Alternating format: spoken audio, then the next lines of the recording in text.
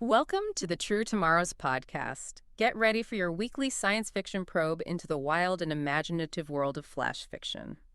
This week, we're plunging into two tales ripped from the galactic headlines of tomorrow.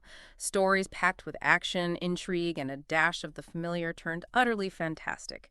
Think blockbuster films in audio form, epic sagas distilled to their most potent core.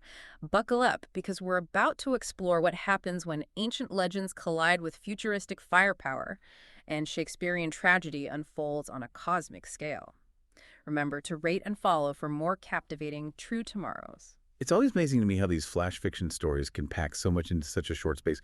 Like you get these really well-known narratives, the kind you already have a good sense of, and then bam, they get dropped into these wild new futuristic contexts. It really flips the script. You shared these two with me. I immediately started thinking about what core elements of those original stories still hold true, no matter how much the setting or the technology changes.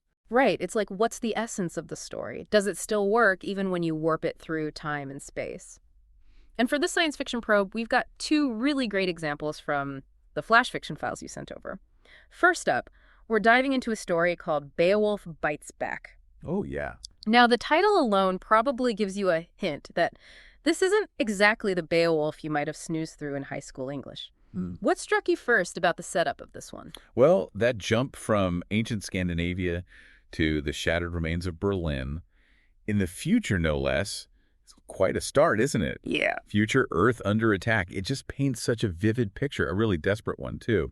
So instead of need halls and swords, we have urban ruin. It sets the stage for a last stand kind of feel. What did you think of the setting?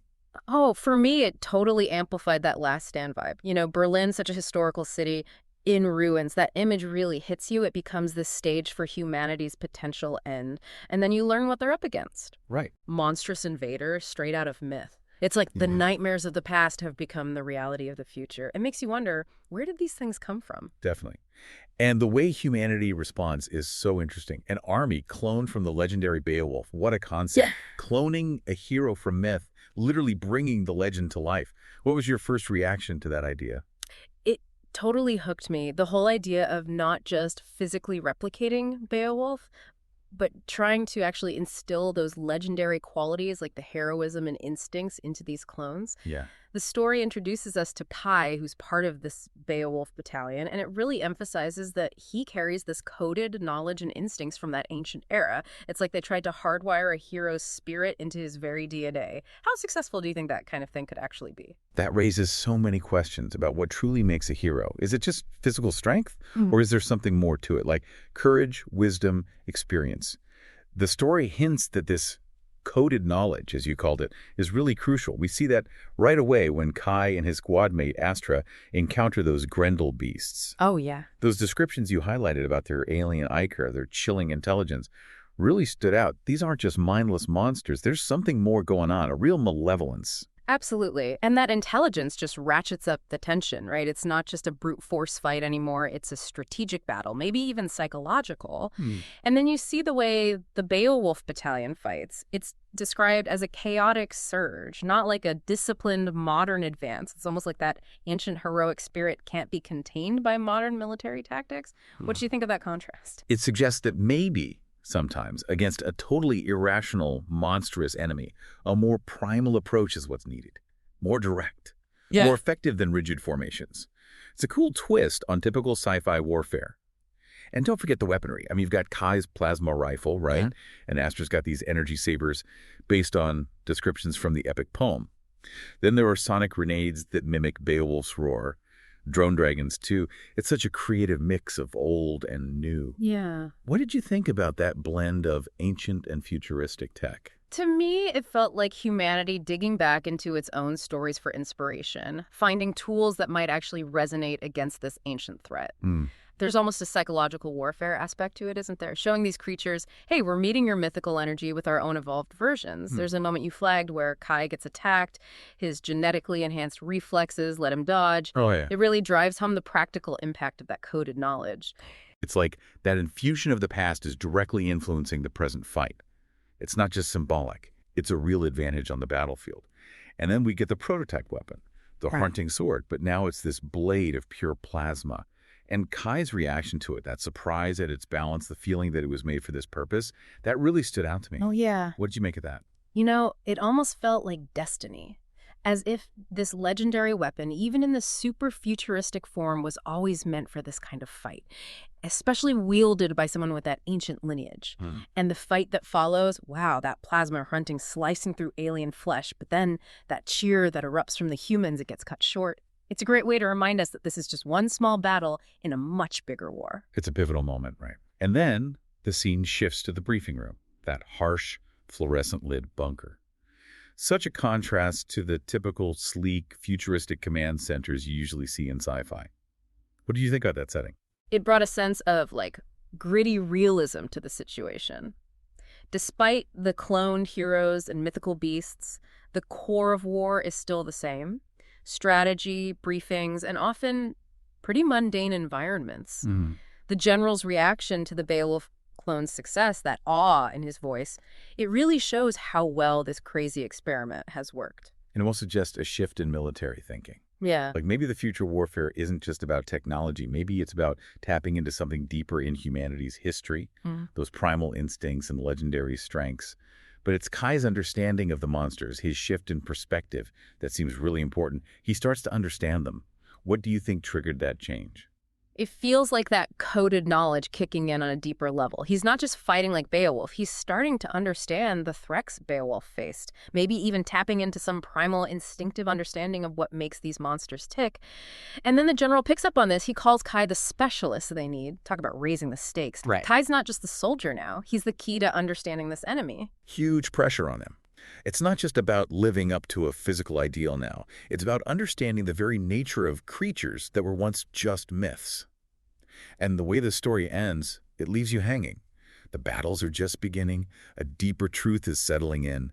It really makes you wonder what's next. It's like some legends are meant to be lived again. So from battling mythical beasts in a ruined Berlin, we jump to our second flash fiction story, Macbeth, the Tyrant of Titan. Talk about a change of scenery.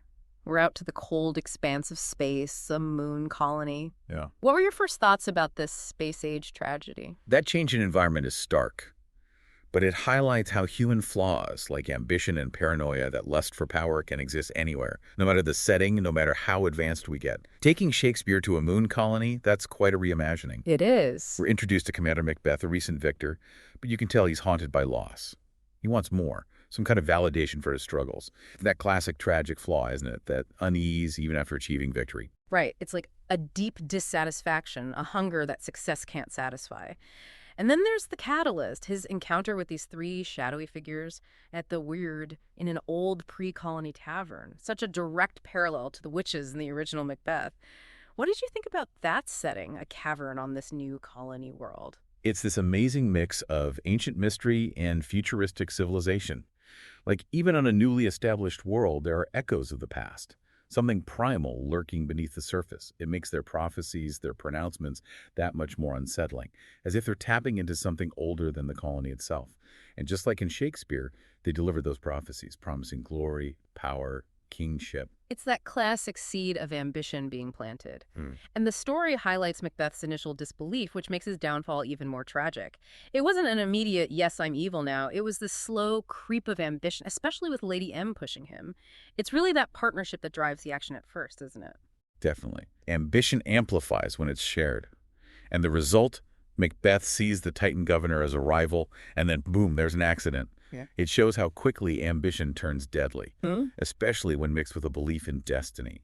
What did you think about that quick power grab? It felt like classic tragedy sped up. Maybe the isolation of the colony allows for that, a faster, more brutal rise to power. And what follows is the classic descent into tyranny. Whispers, fear, executions. It shows how unchecked power corrupts, even in the vastness of space. The story really captures that oppressive atmosphere. Fear, distrust. It's not just what Macbeth does, but the ripple effect it has on everyone. And then Lady M, she starts to realize the weight of their actions. She begs him to stop. It's a reminder of the human cost of their ambition. It's a really sad moment. And then Macbeth's paranoia just explodes. He even turns on Lady M, convinced he's invulnerable thanks to the Weird. He becomes obsessed with the prophecies, twisting them to justify everything he does. It's so ironic. The prophecies that were supposed to reassure him just drive him further into madness. And then the second prophecy, beware Macduff. But there's no one named Macduff on Titan. Right. It's a great way to mirror the original while throwing in that sci-fi twist. It gives Macbeth this false sense of security. Oh, I'm safe because that threat doesn't exist here. But he doesn't consider what might come from outside the colony. And that's when Macduff arrives, leading a task force from Earth. He's not a traitor from within. He's a consequence of Macbeth's actions reaching beyond Titan. It adds a whole new dimension to the conflict, right? Even actions on a distant moon colony have consequences. Justice can come from unexpected places. And then Macbeth retreats into those ancient tunnels. That final encounter with the Weird, they become these grotesque, shifting forms. What did you think about that imagery? It felt like his inner turmoil becoming external. The Weird, those predictors of fate, they've turned into these monstrous reflections of his own broken mind, and then their final prophecy, none of woman born shall harm you. It's that classic false hope before the showdown with Macduff. And of course, we find out Macduff had a very unusual birth. A classic Shakespearean twist that still works in the future. That seemingly simple prophecy gets fulfilled in a totally unexpected way. It shows how deceptive those prophecies can be, leading to Macbeth's downfall. The battle in the cavern, blaster fire instead of swords, the fading laughter of the Weird, and Macbeth's last glimpse of those unreachable stars. A powerful end to his tyrannical ambition. That image, the unreachable stars, really captures how pointless his quest for power was. He conquered a moon but lost everything. So thinking about both of these flash fiction stories, what big ideas do they offer us about potential true tomorrows? I think what's fascinating is how they both take these established narratives, the hero's journey and the tragic fall, and examine them in a futuristic context.